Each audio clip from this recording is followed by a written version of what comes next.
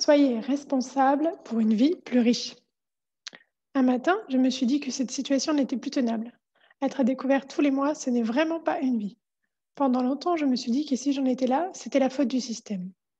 De mon travail, j'aurais dû demander une augmentation, trouver un emploi qui paye mieux, faire plus d'études, faire les choses différemment.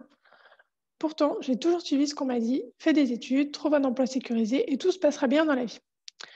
Un jour, j'ai affronté l'inévitable, ce n'étaient pas les autres qui étaient responsables de tout ce désastre, mais bel et bien moi. C'est moi qui ai choisi ce travail, c'est moi qui ai fait toutes ces dépenses, c'est moi qui ai pris ces engagements financiers que j'ai des difficultés à tenir. Je vais vous dire une chose, hein, quand vous réalisez ça, ça fait mal, même très mal. Pendant des jours, je ne me suis pas sentie bien, j'ai été déboussolée. Pourtant, c'est la stricte vérité. Si vous réussissez, vous êtes responsable de vos succès. Et si vous échouez, c'est pareil. La seule chose qui compte vraiment, c'est de l'admettre afin de pouvoir passer à autre chose sereinement. Quand vous réalisez tout ça, vous tombez au fond du trou, littéralement. La première chose à faire, c'est d'arrêter de creuser. Cela peut paraître simple dit comme ça, mais c'est beaucoup plus difficile à faire qu'il n'y paraît.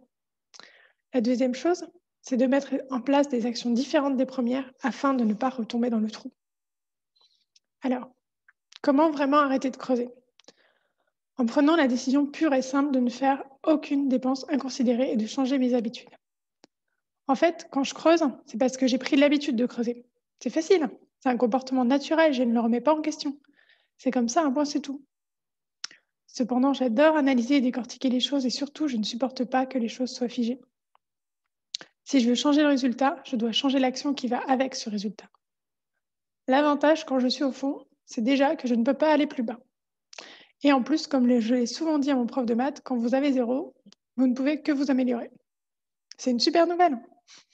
Fort de cette magnifique expérience, je me suis dit, OK, si je suis responsable, c'est que j'ai le pouvoir de changer les choses.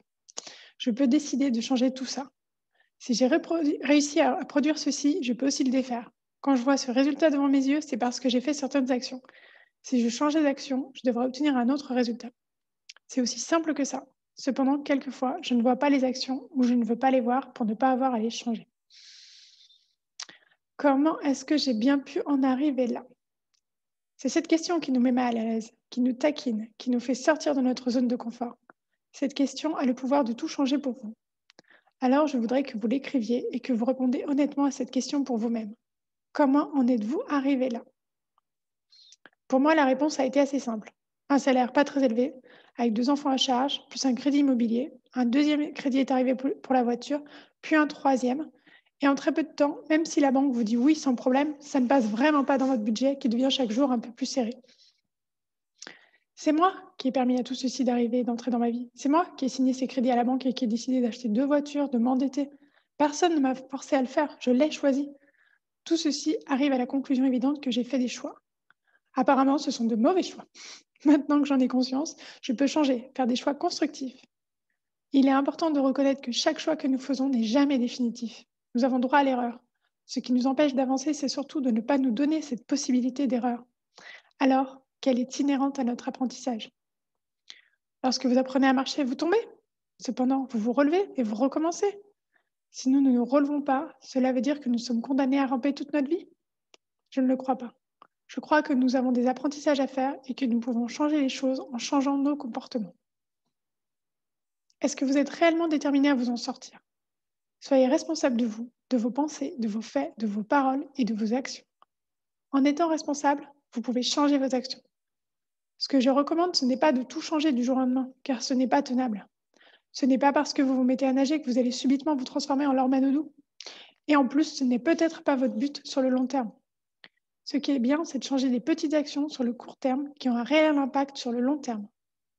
En coaching, je travaille en profondeur sur les comportements, les croyances, les habitudes de vie, sur des petits changements pas à pas adaptés à chacun. C'est d'être responsable qui impacte durablement votre changement.